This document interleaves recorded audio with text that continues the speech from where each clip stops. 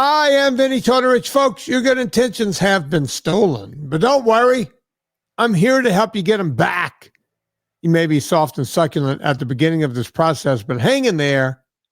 Before long, you'll be lean and mean, guaranteed. Folks, it's the Wednesday show. We got the wonderful Mr. Chris Shaffer. Yeah. Chris, are you familiar with Garth Brooks at all? Yeah, I don't know. You must not have been watching the video, which you guys can see over on YouTube or coming soon to Vinny's X feed. I was mouthing along to the words. That is one of the better Garth Brooks songs, in my opinion. I might go as far as to say his best song ever. By the way, he was the last kind of country star right before like it all went wacky.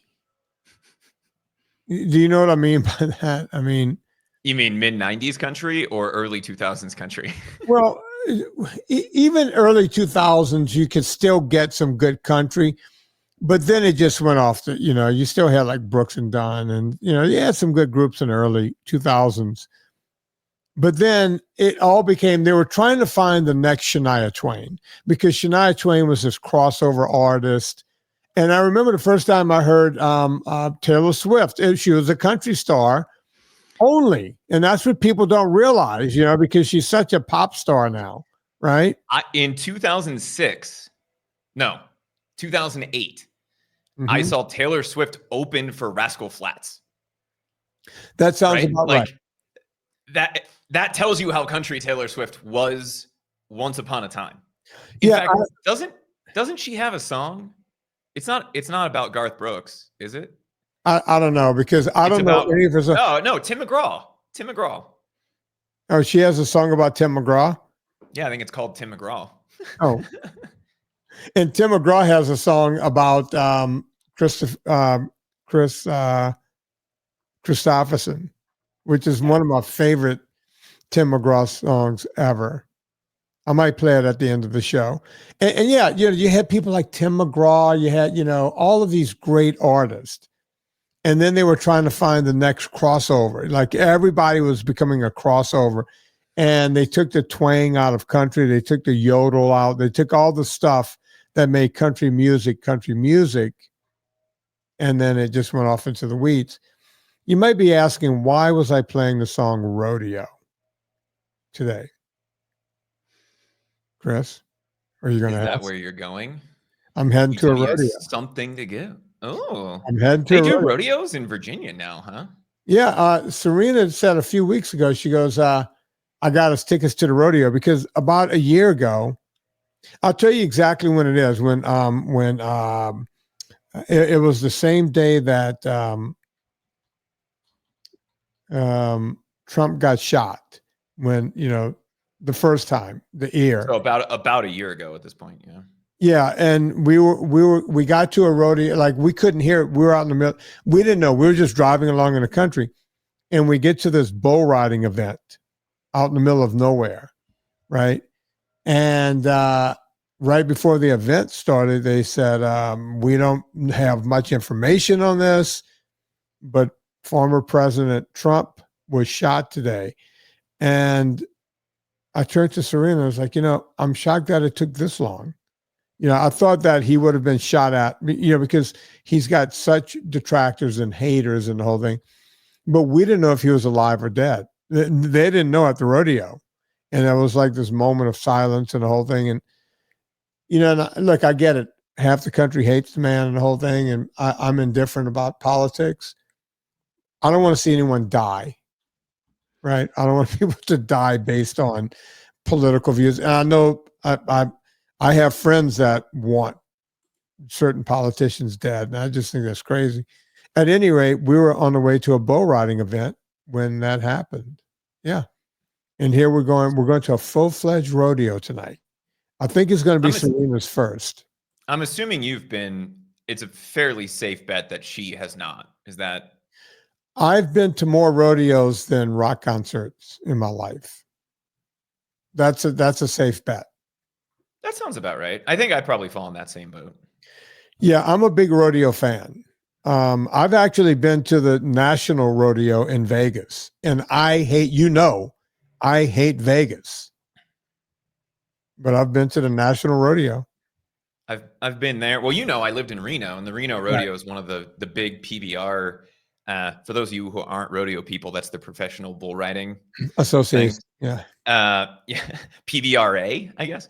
And they do it right. So, are you getting a concert and the rodeo, or just the rodeo? I don't know. Serena goes, I got tickets. It's in the arena on the campus. And I told Serena, I said, I think you're going to like this a lot better than, because she loves the bull riding.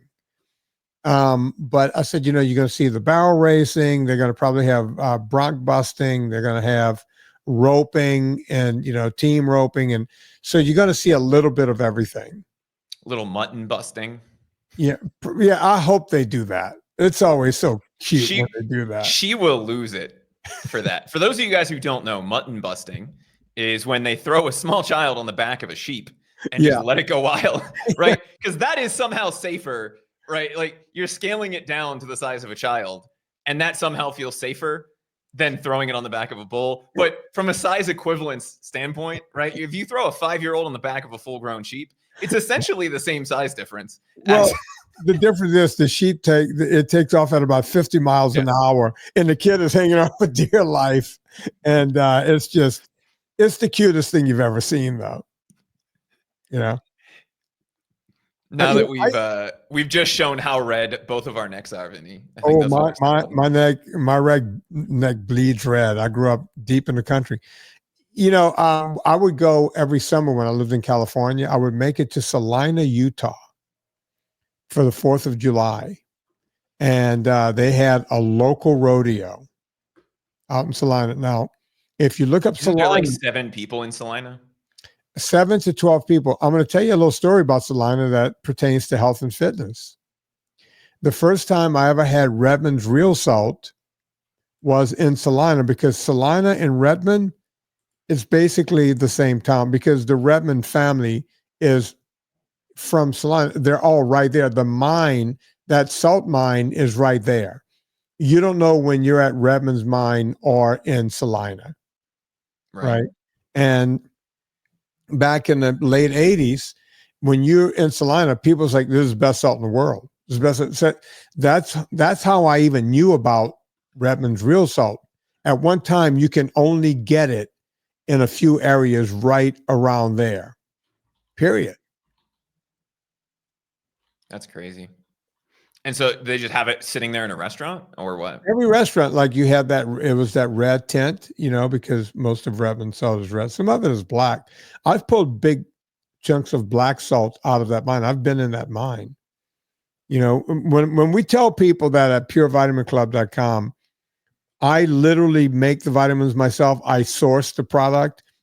I've been way deep in the earth in the Redmond mine with the people who own the mine. And it wasn't like a special, I think they do tours, but I knew the people, right? So I got to go. But I think they do that tour anyway. You can go into the mine or whatever. But yeah, that's purevitaminclub.com. All of the vitamins are sourced by me. Nothing is white labeled. Everything is in stock, folks. You can go right now to purevitaminclub.com and go get everything you need, all of your vitamin needs, purevitaminclub.com. Chris, what are we talking about today? Apparently how red both of our necks are, but I think we have some more health and fitness stuff to chat through. If you want to jump right into that, we can. Yeah, let's go. Let's knock it out. So I had a couple things, Vinny. I was having a conversation with my fiance the other day, and then right after we had that conversation, I had a news story pop up in my feed, right? Cue all the conspiracy theorists about Google listening and Facebook listening to everything that we have to say. But exercise, sleep. The other night we were talking about heat and the impact on sleep. For some people, for a lot of people, they say you shouldn't exercise at night because it can impact your sleep. Okay. What are your thoughts on the best time of day to exercise other than whenever you can get it in, right? Is there an actual ideal time of day that you should try to squeeze it in if you can? Or is it just get it in when you can get it in? 10 o'clock in the morning. Is 10. that just because that's when you go to the gym? It's the best time to work out. And I'm going to tell you why. You're awake for a few hours. You've had breakfast, it's been digested. Your glycogen stores are at its peak. We know that our hormone levels, our testosterone, progesterone, everything is at its peak right when you wake up. So you've had time to wake up. Let's say, and I'm doing this in someone who wakes up at 7:30 or 8. It gives you time to wake up, eat breakfast, let that digest. You have energy, you feel good. And I've always noticed, because you got to remember, Chris, I trained people from 6 in the morning, and I started with my last client a lot of times at 9 or 10 at night, depending on the day. I was looking at people all day long for 40 years. The people who performed the best was somewhere between 9 o'clock and 11 o'clock in the morning. Always. Those were the time. If you had one of those times, you had the time, right? 3 in the afternoon, you get with them. Oh, they're a little tired. They've been working. They're taking a break from work. They're ready for a massage, right? They're not ready to, you have to coax them into the workout, right? The ones between 9 and 11, no problem. Has there been a study that you're going to bring up now, or? No, the common parlance is morning, right? I mean, that's kind of the common assumption. You seem to fall in line with that. The question that I have for you is, and this just may be a personal thing for me. I tend to have, instead of getting that big endorphin rush that most people get, I tend to have a big drop in energy after I work out. And when I say work out, I mean lift weights, right? I don't mean going for a walk in the morning. I don't mean doing some cardio, some of those kinds of things, but anything that is a heavy workout for me. So, you have the same thing with coffee that I do, right? I can drink a cup of coffee, go right to sleep. That's not a problem. So, does it behoove me to still work out in the morning? Or is that something that I should be doing at night if it's putting me in that state anyway? Does that make sense? Well, maybe for you, at night wouldn't hurt. But look, I know how busy you get. If you move Which is why I always try to squeeze it in the morning. As soon as I have that break in my day, I go, because that window, I know, because, just like you, we work for ourselves, we work in our homes, in our office, and we're both go-getters. And if we allow that moment it's like, okay, I can go right now. I have an hour and 20 minutes. I can get there. I can do it. I can get back, or I could do it in my gym here. If I don't jump on it right away, I may lose the opportunity, right? Because something else, and that I'm talking to you sometimes at 11 and 12 o'clock at night. I'm still working. Now, that being said, back in my ultra days, when I was training people full time and I was doing these ultras, I knew that I could only go long on Saturday and Sundays, but I had to train on the bike during the week. And usually the only time I had to train was when I got home, right? Or if I had a break between clients or a client canceled, I had like 4 different memberships to gyms that had several gyms around LA. And I would just pop into a gym, hop on the spinner at the gym, and just go, right? And change my shirt, boom, on to the next client. But most of the time, I was working out when I got home. I would get home before I did anything else. I would hop on the spinner and just go. Sometimes for 2 hours. I didn't get off until midnight. I would towel dry and get in bed. I know people are going, oh, that's gross.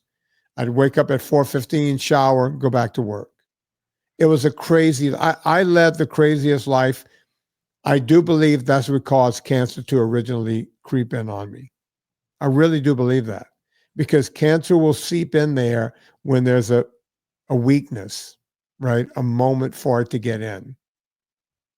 And I really think that that's what I think I caused my own cancer. Just complete stress. Which makes sense. And I think looking at the information that's out there, right? It's better to work out in the morning than it is in the evening. If you can't get it into the afternoon, it looks like, just from the research that I did after this conversation, 3 to 4 hours before bed. So if you're a 10 p.m. person and you're working out at 6, that's fine for most Right. people, because you have that endorphin dump and then you get back to normal. For me, I can go lift weights and then go right to sleep. Not that I would do that at night necessarily, but if I can't get to the gym in the morning, I have some kettlebells and some of that kind of stuff here in the house, and I can always squeeze that in. And so if it doesn't feel like it's affecting my sleep, it shouldn't be a problem. But if I'm laying in bed and having an issue falling asleep, then I would look at moving it. So I don't know, just an interesting thought, because everybody is a little bit different. But I think what you're saying, 9 o'clock in the morning, like if you can swing that, or before work, if you're an earlier riser, like I'm typically up between 5 and 5:30. So if I'm at the gym by 7:30 or 8, that's equivalent to 9 or 10 o'clock. If you're getting up between 6 and 7, Yeah. you're already up and moving, and it's not really a problem. So I'm curious if anybody else is a late night workout person. But what I've noticed is it doesn't seem to impact my sleep. And in fact, it makes me fall asleep faster, because I'm having that adrenaline dump of, oh my God, a tiger's trying to kill me. What's the old Doug McGuff? If your body doesn't think you're fighting off a lion, your muscles aren't going to grow. Right. So it is a nice way to relieve stress of the day, but you're taking the stress that you're aware of and potentially causing stress that you're not aware of, in the form of the hormone dump and the adrenaline dump and the other things that go along with a good workout. Yeah, and yeah. Look, I just got back from the gym.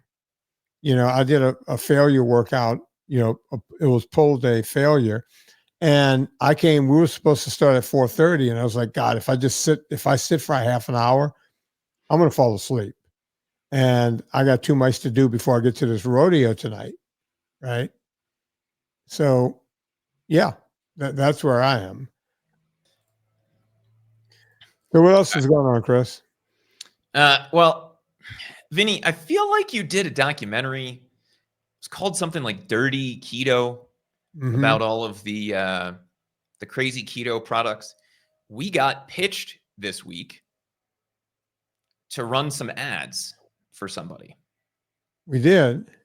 Oh, yeah. Are you familiar with a brand called Nature's Own? I am. What do they make? I don't know. I can't remember. Bread. I said, I don't know who's doing your ads outreach, but you may want to reconsider this. Nature's Own, Vinnie, is launching a whole line of keto things, including something based off a conversation that you and I had the other night that I think you might be into. Okay. If I didn't know you at all. So they are launching a whole new line of keto products, including keto hot dog buns. I love that you got they all right. So, Chris, if you saw my inbox on a daily basis, the first thing that I'm always wondering is, how did you get my personal email from all of these people? I think maybe they're stabbing in the dark and they figure it out somehow. But the number of things people want me to do ads on, and the people that want to come on the podcast that have nothing in line with what I'm talking about, zero. And I'm glad that you see it too, right? I don't eat bread because I couldn't even tell you what Nature's Own made, right? I didn't realize it was a bread company. Oh, yeah.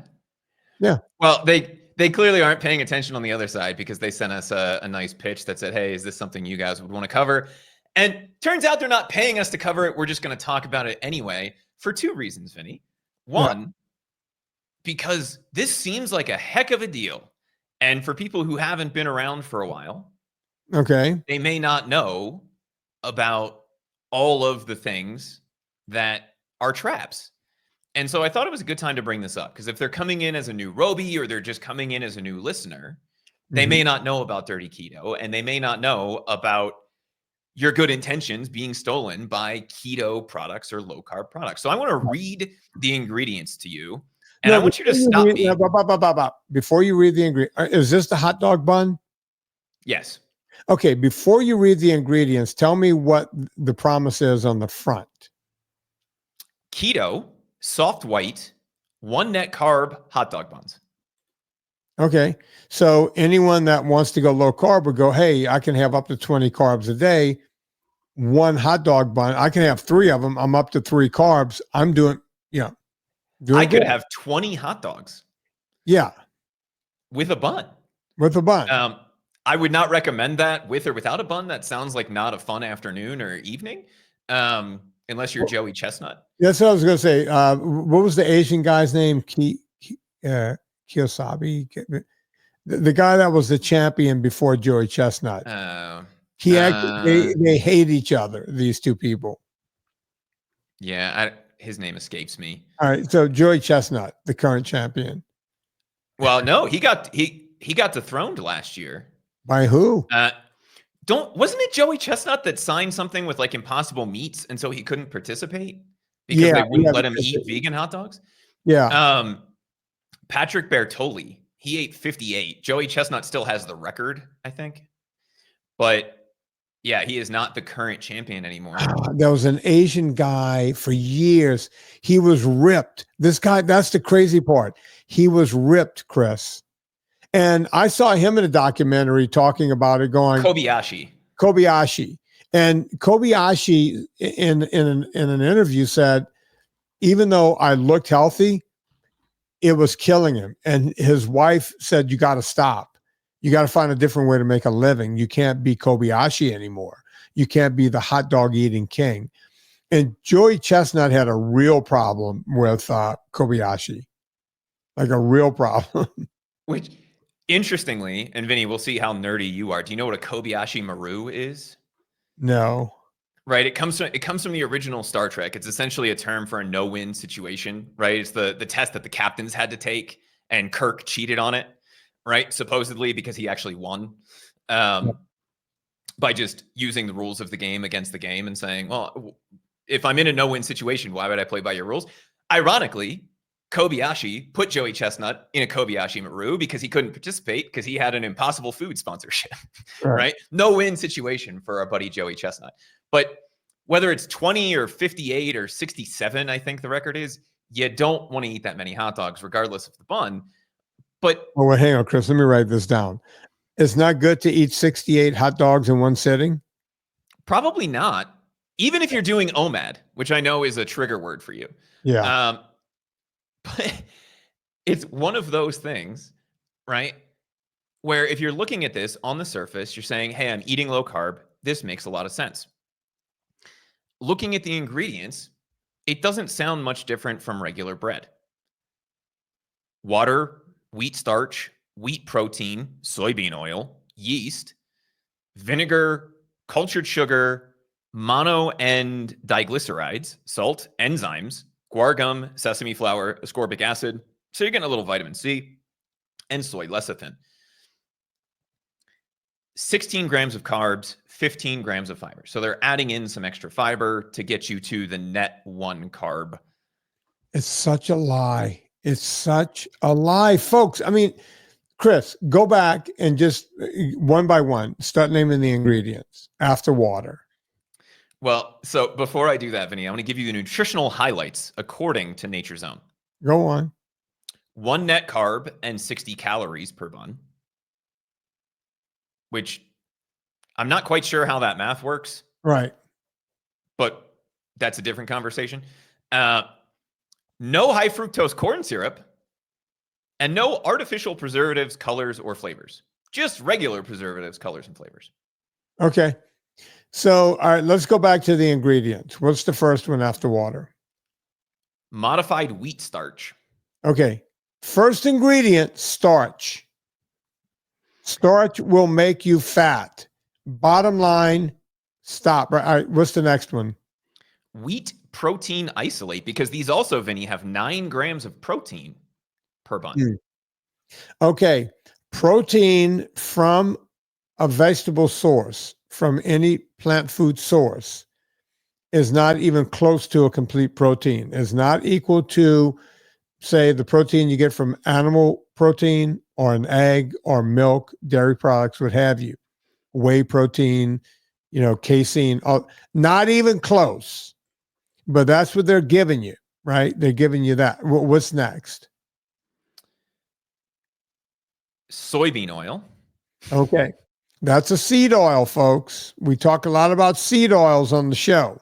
Not very healthy for you. As a matter of fact, that goes for us to say it's an abomination of an oil. Should never be in your body, ever.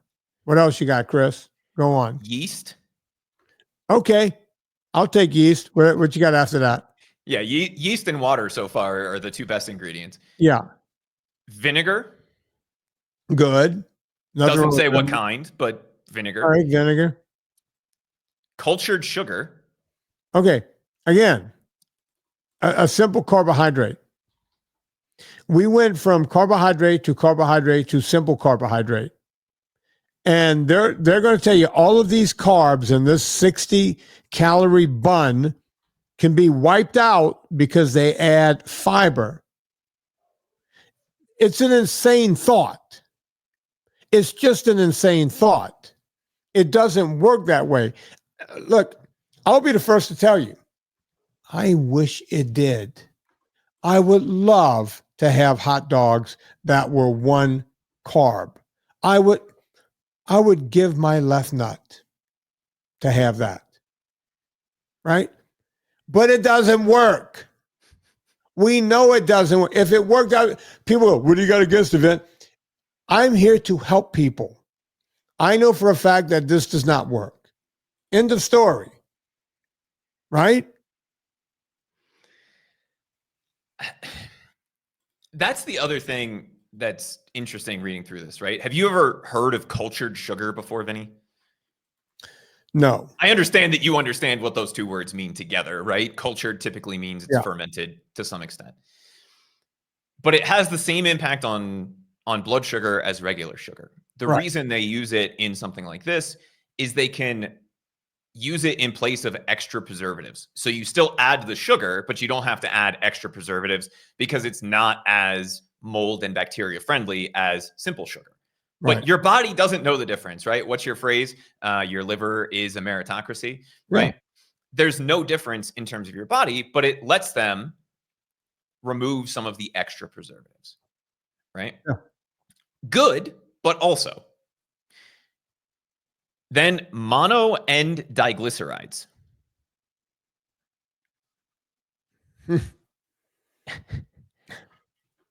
I love that they're calling this all natural, by the way. This is an all natural product. Read that word again. Monoglycerides and diglycerides. Okay. Now, on the label, they list it literally as mono and diglycerides so that you don't think about those two things. Right. What are diglycerides? It's a form of fat.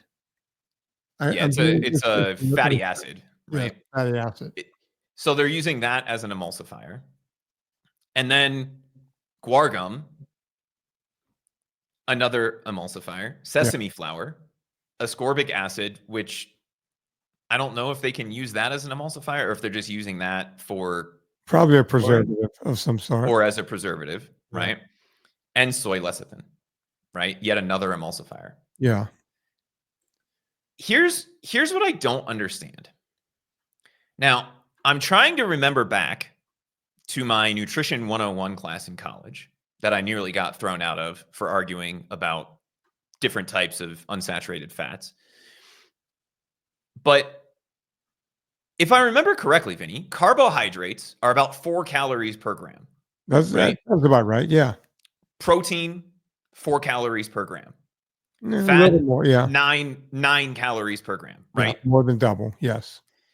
So if this has 16 grams of carbs and 9 grams of protein, that means we are at, 25 grams? Right. Times 4, that's 100 plus 2.5 grams of fat. So that's what, 18 plus 4.5, 22.5. So 120 something. Yeah, but they say When it's 60. so do we not count calories that come from fiber either? Okay. You know, it's just the first time I heard net carbs, I just pretty much lost my mind. I was like, what are we talking about? Why are we talking? You know, when you go through school and you know, like I did, you know, you go through nutrition, you go through exercise physiology, and all of a sudden, just whole cloth, they create a term. The term didn't exist before. You know, food companies just created this net carb term, and it was just whole cloth, right? And here we are lying to people again. We have to stop it. It's why we're fat as a nation. It's why we're fat, sick, and nearly dead. Sorry. You know, there's the truth. What else you want from me?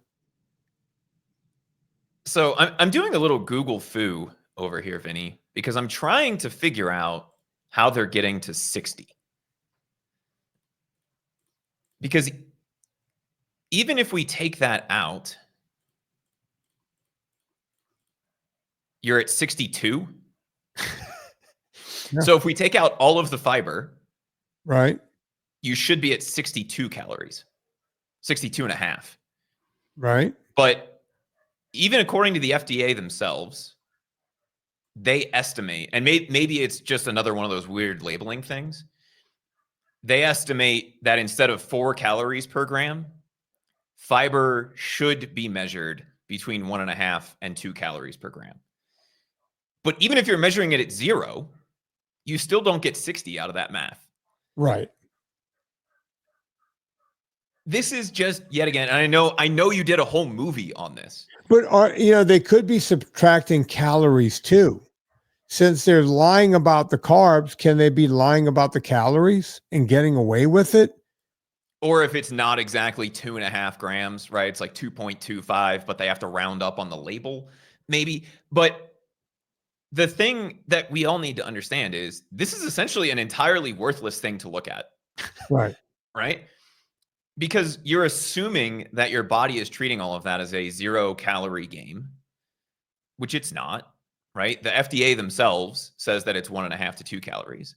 So you're not getting the number of calories out of this. And I know you've discussed ad nauseum that calorie counting doesn't work, right? At some point, and we had a conversation in the VIP group the other night, and somebody that's a hard loser, that can either oversell, undersell, or just not serve you at all, right?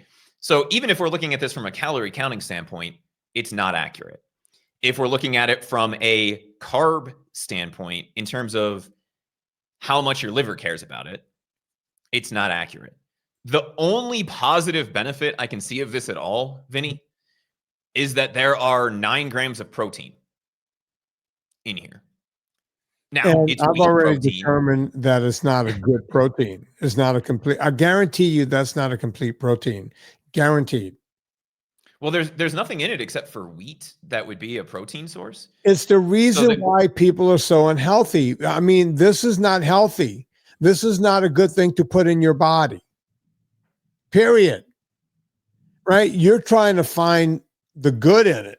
no, There I'm saying is no if good. that's the only thing, and it's still a lie because it's not a complete protein, Right. right? And so, and I know most of the people listening to this podcast understand that not all protein is equal, but incomplete proteins, 9 grams of an incomplete protein is not equivalent to 2 eggs, right? Right. Like it is very different. Did I do that math right? Is it 4.5 grams? Um, what was the protein in eggs?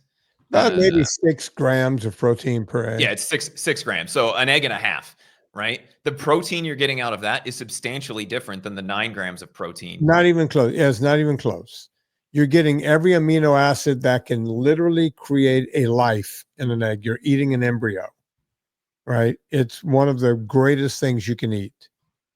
You're eating nose to tail in one little bundle in an egg. It's just amazing. And rather than eating that terrible bun, just looking at the hot dogs that you and I were talking about the other day, Vinny, because you said you had a craving for some hot dogs, you could have yourself another hot dog instead of having that bun, get the same amount of protein, and actually have it be real protein from beef. Yeah. Provided you have a good beef frank and not some cheap, you know.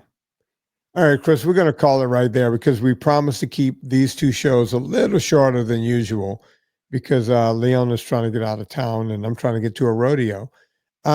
Folks, we mentioned it earlier in the show. Go check out everything at purevitaminclub.com. Also, purecoffeeclub.com. We have an Explorer series. We brought that back. People are writing to us. People are loving what we're doing at with the coffee. So go check that out. And also, UltraFat. It's summertime. People are hiking, biking. They're getting out there camping. You want your UltraFat. So go get UltraFat from nsngfoods.com. Chris, you have anything else to plug? I'd say Ultra Salt if you're not a big nut butter person, just getting your electrolytes in. Yeah.